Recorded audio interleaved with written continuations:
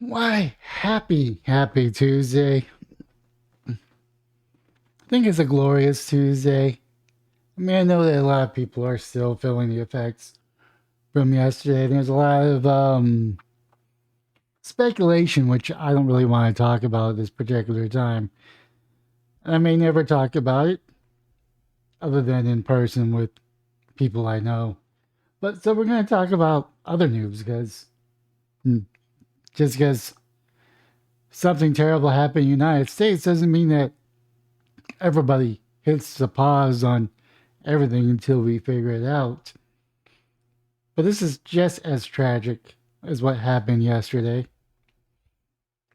And that is migrants set deadly fire over deportation fears. And this is from the New York Post. This was published March 28, 2023, I believe. Yeah. At 10:59 a.m. Pretty sure that's the New York time. Migrants fearing deportation sets fires to mattress during a protest at an immigration detention center in the northern Mexico, killing at least 40 people. The Mexican president said Tuesday the deadly blaze broke out at a National Institute of Migrant in Ciudad Juarez on Monday night, where 68 men from Central and South America were being held, the agency said. 68 men. 68 men. Not women and children, but 68 men. I'm sorry, I'm just pondering on that. Let's see, from Central South America being held, the agency said the facility across from El Paso, Texas, and Ciudad Juarez is a major crossing point for migrants. Some migrants ignited the stack of matches at the entrance of the center after learning that they will be sent back to their countries of origin. Mexican President Andres Manuel Lopez Obrador confirmed Tuesday morning this had to do with the protests that they started. He explained, we assumed that they found out that they were going to be deported, mobilized, and protest at the door of the shelter. They put up mattresses and set them on fire, and they did not imagine that this was going to cause a terrible disgrace. That's one way to put it. Why is there yeah, I think you know what I'm looking at. Let's see here. There we go. 29 people were injured, all in dedicated serious conditions. Authorities said that the dead and injured are from Guatemala, Honduras, El Salvador, Venezuela, Colombia, and Ecuador. The Mexican Attorney General office said Guatemalans are the largest contingent. Mexican authorities in Ciudad Juarez have become increasingly hostile towards asylum seekers, in which they've been packing local shelters, reported El Diario de Juarez. Residents have reported that the migrants often lingered into the streets as a nuisance, the paper said. Let's see here. Survivors of Monday night's fire were left to deal with the heartache, possible deportations of their country of origins. Well, you know, there's a legal way and there's an illegal way, and what they're doing is not necessarily the legal way. And I'm glad that Mexico's kind of taking this stance. I mean, it's a bittersweet because obviously they reacted in a way that they shouldn't have reacted that caused senseless death.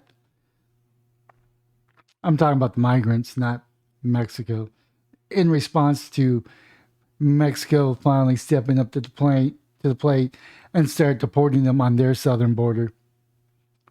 On Tuesday, Venezuela migrants gathered in the facility doors demanding information about relatives. Katsaka Marquez asked about her half brother, Orlando Mirando, who's been traveling with her. We want to know if he's alive or if he's dead, said Marquez. who had her two children, ages 2 and 4, with her. She wondered how all the guards were inside made it out alive and only the migrants died. How could they not get them out? Well, if you start a fire, you're probably not going to go in. This isn't America. I mean, Mexico has its own standards.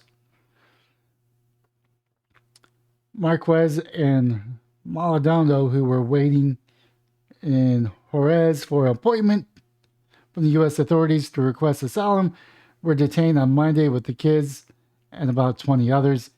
Immigration grabbed me by the jacket and put me in the truck with my brother and other families. She said 3 hours later, the women and children were released. The fatal inferno comes after hundreds of mostly Venezuelan migrants tried to force their way across one of the international bridges to El Paso earlier this month from Ciudad Juarez, spurred by rumors that the United States will allow them into the country with post wires. I don't know what that means. But yeah, seems like Mexico is stepping up to the plate, finally deporting migrants or illegal migrants back to their countries of origins. Hopefully that the countries take them back.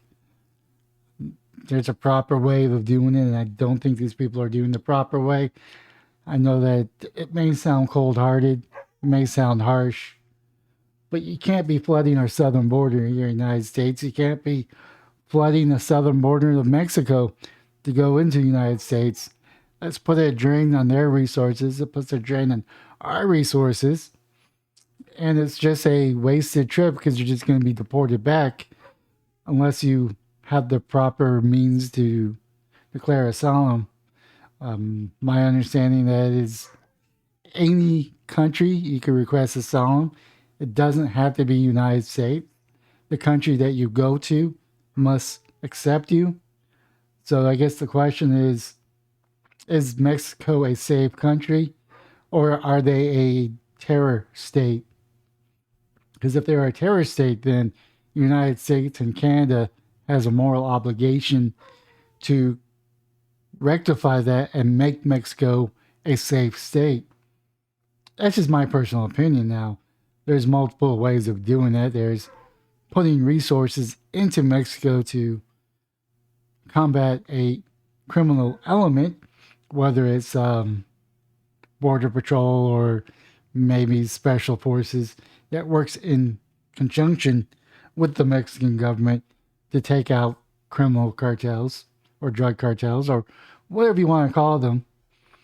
Because I think a safe Mexico is a safe North America when they should be able to accept asylum seekers. With that being said, that is my video for today. And hopefully these people get some closure for the lives that were lost. It's probably not the best news, but I have a hard time having empathy or sympathy for these people. I mean, I do have some because I know that they're coming from hardship, or at least they claim to be coming from hardship, but you don't set mattresses on fire and not expect any consequences. Unfortunately, this was a deadly consequences, which is really a shame. Anytime there's a loss of life is a shame. Now, with that being said, that is my video for today. If you want to, you can leave a comment down below if you have any new information about this, other than what's in the New York Post. That being said, most importantly, have yourself a wonderful day, morning, or evening.